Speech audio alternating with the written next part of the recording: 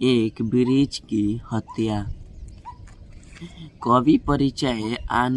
आधुनिक हिंदी कविता के प्रमुख कवि कुंवर नारायण का जन्म 1927 ईस्वी में उत्तर प्रदेश के फैजाबाद में हुआ था। इन्होंने अंग्रेजी विषय में MA करने के बाद युग चेतना पत्रिका का संपादन कार्य आरंभ किया, लेकिन घूमने फिरने के शौकीन होने के कारण अपना व्यवसाय करने लगे। इन्होंने अनेक देशों की यात्रा करके विभिन्न प्रकार के अनुभव प्राप्त किए। इन्होंने आरंभ में अंग्रेजी में कविता लिखी, लेकिन बाद में वे हिंदी लेखन की ओर उन्मुख हुए। कुंवर नारायण की प्रमुख रचनाएं हैं चक्रव्यूह, परिवेश, हम तुम कोई दूसरा नहीं, इस बार कविता संग्रह, आत्मजयी इनके द्वारा लिखित खंड काव्य है, जिसमें इन्होंने नचिकेता की प्रसिद्ध कथा को प्राचीन और अर्वाचीन मूल्यों की टकराहट के रूप में प्रस्तुत किया है।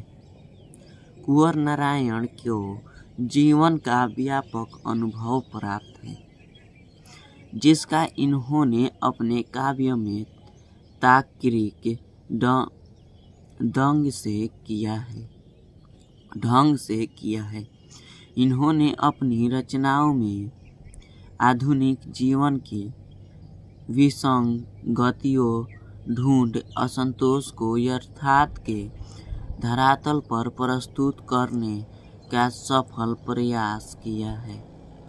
इनकी काव्य भाषा में परंपरागत छंद का आग्रहण न होने के बावजूद आंतरिक लय एवं गति विद्यमान है। भाषा सहज, सरल, व्यवहारिक तथा चित्रात्मक है। अलंकारों में इन्हें रूपक, उत्प्रेक्षा, मानवीकरण, उपमा, अनुप्रास आदि अधिक प्रिय हैं।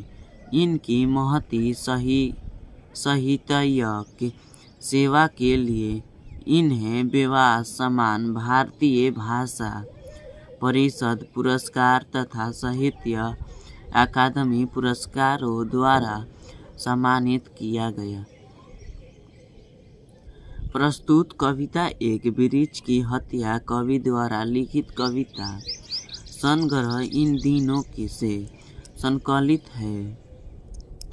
इसमें कवि ने एक वृक्ष के बहाने पर्यावरण, मनुष्य और सभ्यता के विनाश की अंत्यव्यथा पर मार्मिक विचार प्रकट किया।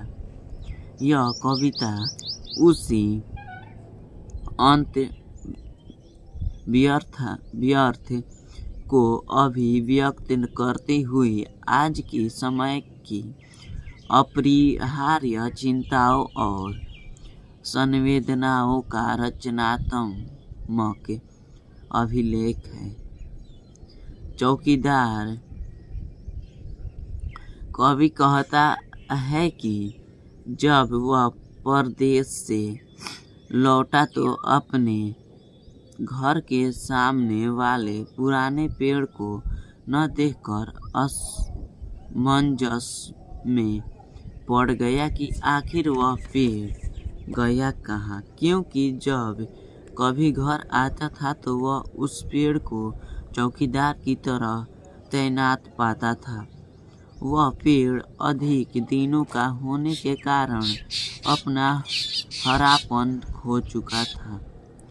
डालें सूख गई थी, पत्ते झड़ गए थे, लेकिन पेड़ का ऊपरी भाग फूल पत्तों से युक्त था, जो पगड़ी के समान प्रतीत हो रहा था।